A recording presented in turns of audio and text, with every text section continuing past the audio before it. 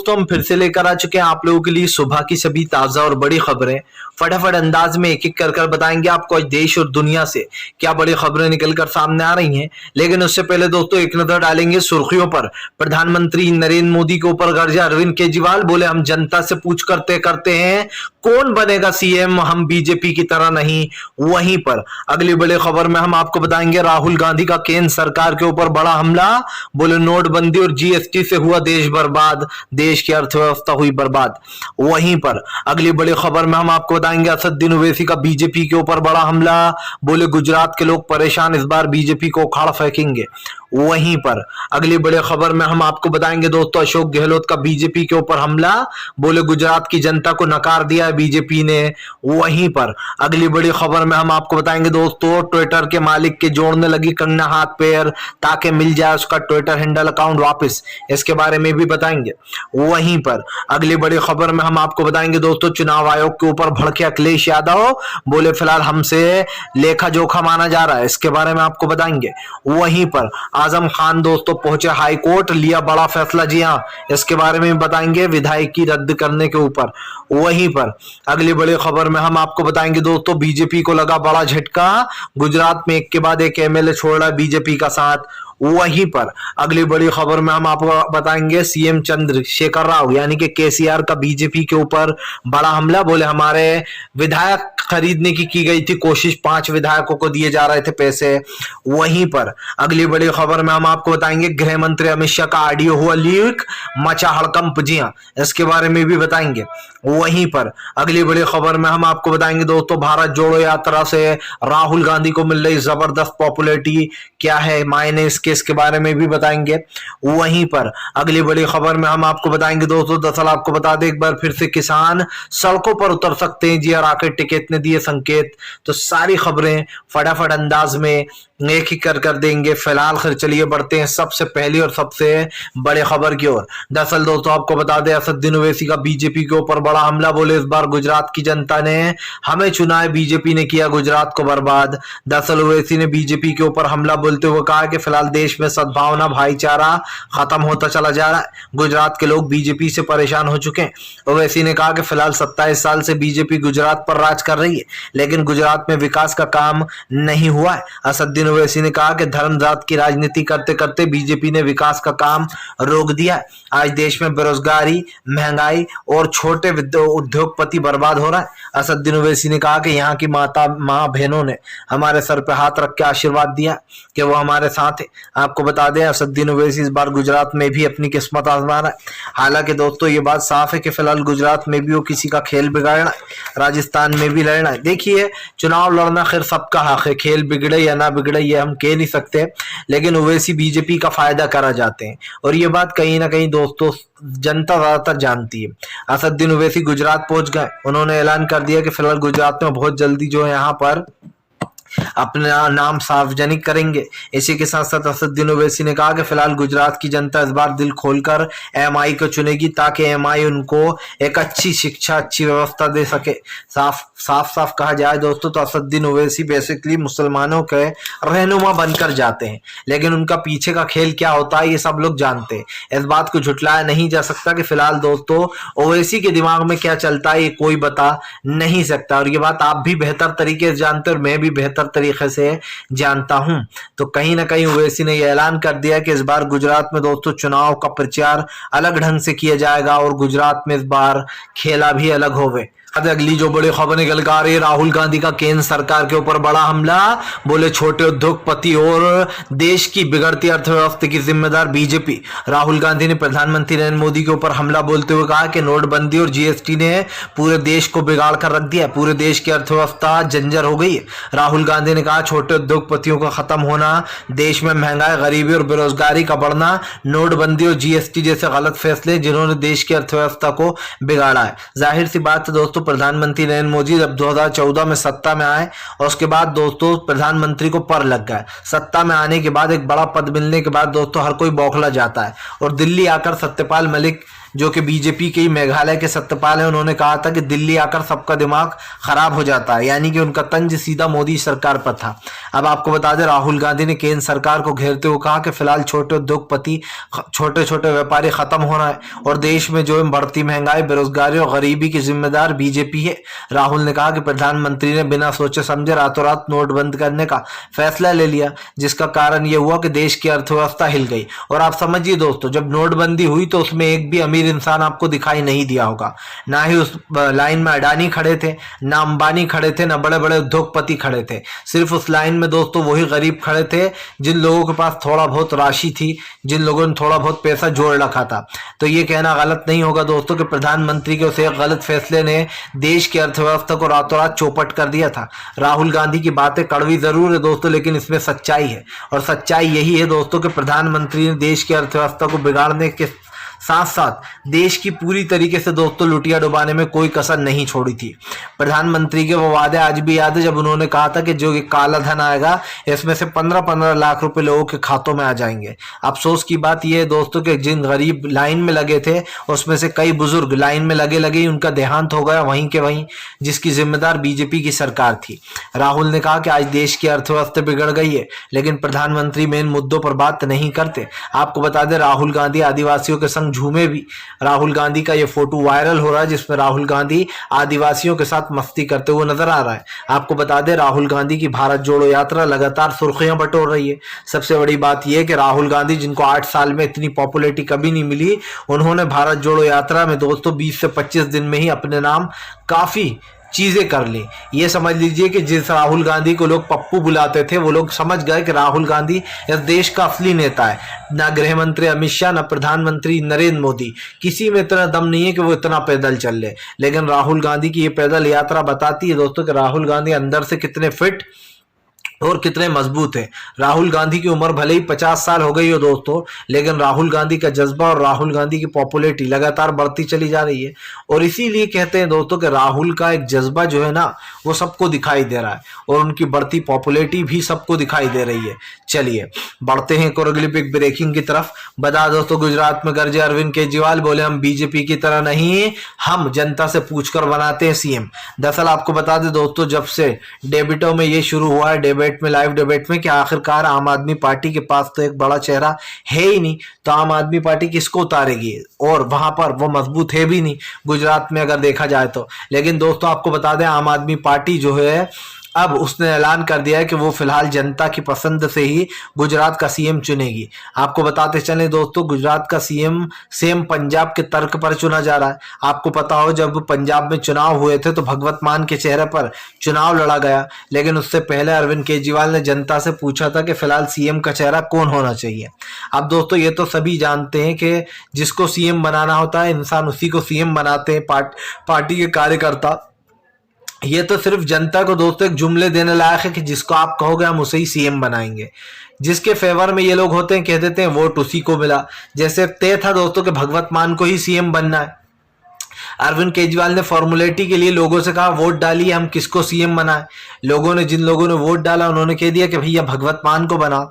पंजाब में भगवत मान को सीएम बना दिया गया। अब अरविंद केजरीवाल पंजाब वाली ट्रिक जो है दोस्तों वही गुजरात में खेल रहा है, वो सेम टू सेम गुजरात में भी वही कर रहा है। गुजरात में अरविंद केजरीवाल ट्रिक खेलते हुए कह रहा है कि फिलहाल आप लोग बताएं हमें कि हम गुजरात में किसे सीएम का चेहरा चुने, हम लोग उसे ही सीएम का चेहरा चुनेंगे जिसको आप लोग कहेंगे। मतलब साफ है दोस्तों कि अरविंद केजरीवाल की जो राजनीति है वो गुजरात में भी सेम टू सेम वैसी ही है जैसी पंजाब में थी। जाहिर सी बात है, आप जनता को ललचा रहा हो, आप जनता को एक तरीके से ये बताना चाह रहा हूं कि हम जनता के लिए काम करेंगे, इसलिए जनता के हिसाब से ही हम सीएम भी चुनेंगे। जाहिर सी बात है दोस्तों, जनता भी एक पल को सोचने पर मजबूर हो जाती है कि नहीं यार, ये पहला ऐसा सीएम है जो जनता से पूछकर सीएम बनाना चाहता है। आपको पता ही है दोस्तों कि आम आदमी पार्टी का जितना प्रचार हो रहा है उतनी वो मजबूत है भी गुजरात में या नहीं, ये आने वाला वक्त बताएगा। लेकिन सर्वे फिलहाल ये कहता है कि अरविंद केजरीवाल इतने मजबूत गुजरात में नहीं है दोस्तों। ये सिर्फ उनका 2-3 महीने 4 महीने पहले से जो उन्होंने वो शुरू कर दिया था दोस्तों प्रमोशन, ये सिर्फ उसका हल्ला बोले। आपको पता हो कि गोवा में भी यही हो रहा था, केजरीवाल, लेकिन गोवा में केजरीवाल का वोट प्रतिशत तक नहीं बढ़ा। और ये साफ दिखाई दे रहा है दोस्तों कि अरविंद केजरीवाल की बोलबाला आवाज होने में बहुत फर्क होता है। आपको बिहार का चुनाव याद होगा, जब लोग दोस्तों तेजस्वी यादव कह रहे थे, लेकिन तेजस्वी यादव के साथ किस तरीके की गड़बड़ी की गई थी और सरकार बीजेपी ने बना ली थी। लेकिन इस बात को झुटलाया नहीं जा सकता कि पॉपुलैरिटी में तेजस्वी सबसे नंबर 1 पर आए थे। अब ये देखना होगा कि अरविंद केजरीवाल की सरकार गुजरात में बनती है या सिर्फ ये एक शोर है या फिर कांग्रेस ही बाजी मार ले जाएगी। चलिए बातें हैं एक और अगली बिग ब्रेकिंग की तरफ। बता दोस्तों अगली जो बड़ी खबर निकल कर आ रही, सीएम केसीआर का बीजेपी के ऊपर बड़ा हमला। बोले हमारे एमएलए खरीदने की कोशिश की गई 5 एमएलए। दरअसल दोस्तों सीएम केसीआर ने बीजेपी के ऊपर हमला बोल दिया। उनका कहना है कि भारतीय जनता पार्टी जगह जगह सरकार गिराकर सरकारें बनाने में विश्वास रखती है। अब गृह मंत्री अमित शाह ने तेलंगाना की सरकार गिराने की कोशिश की। आपको बता दें दोस्तों ये पहला इल्जाम नहीं है जो गृह मंत्री अमित शाह के ऊपर लग रहा है। इससे पहले भी गृह मंत्री अमित शाह के ऊपर कई आरोप लग चुके हैं। लेकिन अफसोस की बात यह है कि गृह मंत्री अमित शाह और पूरी बीजेपी दोस्तों आंखों देखे को झुठलाती है। वो कहती है ये तो जन आदेश था, हमारा इसमें कुछ लेना देना ही नहीं है। आप समझिए सीएम केसीआर के 5 विधायक खरीदने की कोशिश की जाती है, उनकी सरकार गिराने की कोशिश की जाती है, लेकिन बीजेपी के नेता मंदिर में, आप समझिए मंदिर कितनी पावन जगह होती है, मंदिर में जाकर झूठी कसम खा लेते हैं कि हमने कोई सरकार गिराने की कोशिश नहीं की। वाह भाई, मतलब आप समझिए दोस्तों बीजेपी की चालाकी देखिए कि बीजेपी किस चालाकी से कह रही है कि हमने तो कोई सरकार गिराने की कोशिश नहीं की, और बीजेपी के नेता 2 कदम आगे निकलते हैं। बीजेपी के नेता झूठी कसम ही खा लेते हैं कि भैया देखो हमने कुछ नहीं किया और ना ही हम सरकार गिरा रहे हैं। इससे साबित हो जाता है दोस्तों कि भारतीय जनता पार्टी की असलियत और बीजेपी का एक असली चेहरा जो है ना दोस्तों वो आपके और हमारे सामने। इस बात को मैं और आप झुटला नहीं सकते कि बीजेपी की रणनीति क्या है दोस्तों और बीजेपी किस तरीके से काम करती है। प्रधानमंत्री नरेंद्र मोदी देश को धोखा देते आ रहे हैं, जगह जगह वो सरकारें गिरा रहे हैं, लेकिन देश को ये कहते हैं कि भैया ये तो जनादेश था। इससे पहले भी दोस्तों मैंने ये बात दोहराई है अपने वीडियो में, और मैं बार बार इस बात को इसलिए दोहराता हूं कि बीजेपी की जालसाजी देखी है। सरकार खुद गिराते हैं, एमएलए खुद खरीदते हैं और कह देते हैं ये तो जनता का जन आदेश था। सीधी सी बात है, अगर जनता का जन आदेश होता तो वो आपको वोट देती, आपको जो है सपोर्ट करती। इस तरीके से आपको सरकार गिराने की कोशिश नहीं करनी पड़ती। चलिए बढ़ते हैं एक और अगली बिग ब्रेकिंग की तरफ। बता दोस्तों अगली जो बड़ी खबर निकल कर आ रही है, आजम खान की विदाई की जाने पर आजम खान खूब पहुंचे हाई कोर्ट। जी हां, हाई कोर्ट में लगाई गुहार। दरअसल दोस्तों आपको बता दें हेट स्पीच में आजम खान को 3 साल की सजा और जो है यहाँ पर दोस्तों उनकी विदाई की छीन ली गई है। दोस्तों क्या ये हेट स्पीच सच में इतनी खतरनाक थी कि आजम खान को 3 साल की सजा सुनाना चाहिए थी? उनके ऊपर दोस्तों जुर्माना भी लगाया जा सकता था और उन्हें माफ भी किया जा सकता था, क्योंकि दोस्तों हजारों में आपको ऐसे केस बता सकता हूं जिसमें इससे खतरनाक हेट स्पीच का इस्तेमाल किया गया है, लेकिन सिर्फ जुर्माने लगाकर छोड़ दिया गया है। अभी हाल ही की नुपुर शर्मा को ले लीजिए, कोर्ट ने उसके ऊपर दोस्तों गिरफ्तारी के ऊपर रोक लगा दी और नुपुर शर्मा फरार है। सिंपल सी बात यह है कि वो सपा के नेता थे आजम खान, इसलिए उनके ऊपर उनको 3 साल की सजा सुनाई गई।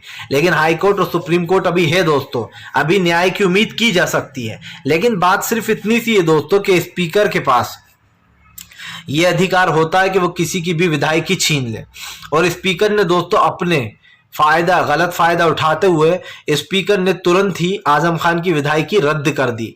यही कहिए दोस्तों, आपको पता हो आजम खान के बेटे जो अब्दुल्ला आजम, उनके साथ भी हुआ था, उनकी विधायकी को भी रद्द कर दिया गया था। अब सवाल ये उठाया अखिलेश यादव ने कि आखिरकार ये सब कुछ जानबूझकर किया जा रहा है। आप समझिए दोस्तों, पहले अखिलेश यादव के साथ काफी कुछ हुआ, और अखिलेश यादव के साथ दोस्तों ये सब कुछ होने के बाद कई सवाल भी उठे कि भाई आखिरकार ये हो क्या रहा है। आपको पता हो कि अखिलेश यादव के ऊपर भी बीजेपी ने कई इल्जाम लगाए, और अखिलेश यादव को चुनाव आयोग ने नोटिस तक भेज दिया कि भैया आपको जो है जवाब देना पड़ेगा, आपने क्या सोचकर कहा कि आपको जो है यहाँ पर आपके साथ गलत हुआ है। दरअसल बीजेपी दोस्तों हर हाल में चाहती है कि वो किसी तरीके से जितने भी विपक्ष के नेता उन सबको वो हटा दे, और ऐसा का ऐसा ही दोस्तों आजम खान के साथ भी हो रहा है। आपको खुद ही दिखाई दे रहा होगा कि अभी आजम खान के साथ जो हुआ है उसको लेकर कई सवाल खड़े हुए हैं। लेकिन बात सिर्फ दोस्तों यहाँ आजम खान की नहीं है, बात दोस्तों इंसानियत की भी है। आप समझ लीजिए पहले तो आजम खान को निशाना बनाया गया, अब अखिलेश को भी बनाया जा रहा है। चुनाव आयोग पूछ रहा है कि आप बताइए। ऐसे तो दोस्तों चुनाव आयोग के ऊपर आए दिन, चाहे वो बीजेपी के नेता हों, कांग्रेस के नेता हों, हर कोई सवाल उठाता रहता है, लेकिन सिर्फ आजम खान के ऊपर, सिर्फ अखिलेश के ऊपर ही कार्रवाई क्यों? सबसे ज्यादा अगर कोई चुनाव आयोग पर उंगली उठाता है दोस्तों, तो आप समझिए वो विपक्ष के नेता ही हैं। और वो क्यों उठाते हैं ये भी आप जानते हैं, क्योंकि इसमें सच्चाई है। लेकिन बीजेपी वाले दोस्तों जब चुनाव आयोग से कुछ कहते हैं तो चुनाव आयोग जो है बीजेपी पे कोई एक्शन नहीं लेता है, तो फिर सवाल तो उठेंगे ना कि भैया आप एक पार्टी के ऊपर तो जो है यहाँ पर कई तरीके के शिकंजे कस रहा हो और दूसरी पार्टी को दोस्तों खुलेआम छोड़ रखा है।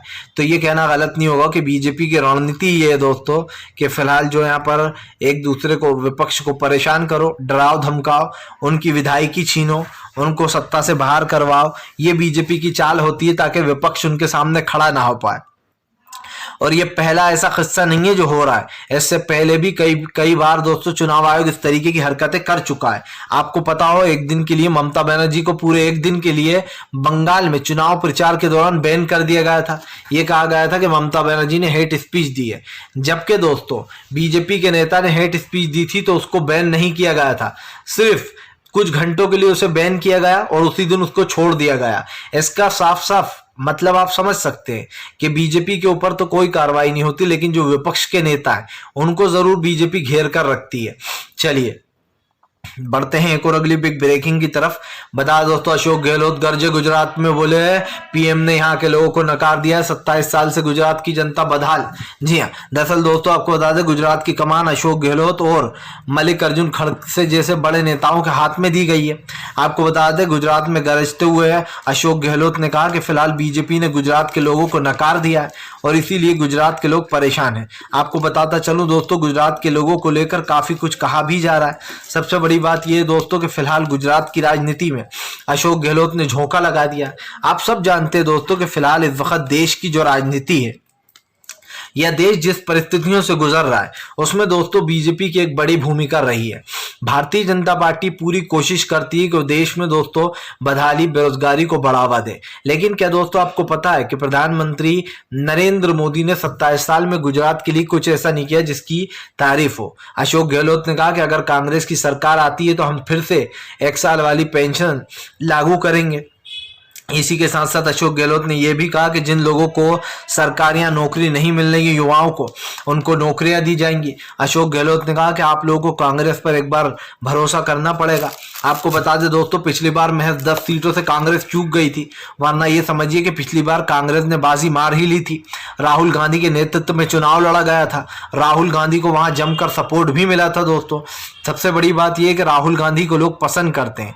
देखिए दोस्तों, बात इधर या उधर की नहीं है, बात यह है कि राहुल गांधी को आज लोग पसंद कर रहा है। और इसलिए पसंद कर रहा है दोस्तों क्योंकि राहुल गांधी की राजनीति सबने देखी है। राहुल गांधी पिछली बार जीत ही गए थे, अगर उनको 10 सीटें और मिल जाती, लेकिन अब की बार मुकाबला टफ है क्योंकि पिछली बार दोस्तों आप नहीं थी।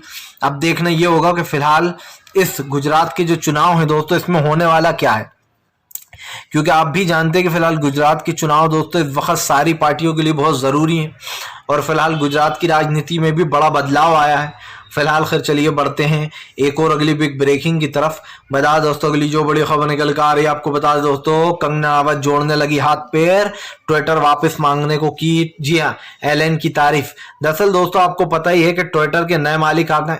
ऐसे में दोस्तों ट्विटर के नए मालिक को मस्का पानी लगाने के लिए कंगना रनावत पूरी कोशिश कर रही है। आपको याद हो, कंगना रनावत का ट्विटर हैंडल अकाउंट ब्लॉक कर दिया गया था। ये उन दिनों की बात है जब कंगना रनावत CAA-NRC के वक्त लगातार जहर फैला रही थी और देश में भाईचारे को खत्म करने की काम कर रही थी। इसीलिए दोस्तों कहीं ना कहीं अब एक बड़ा झटका लगता हुआ नजर आ रहा है यहाँ पर कंगना को। इसीलिए कंगना ने हाथ पैर जोड़ना शुरू कर दिए हैं एलन मास्क के। अब देखना यह है कि क्या एलन मास्क उनका ट्विटर हैंडल अकाउंट वापस लौटा देंगे।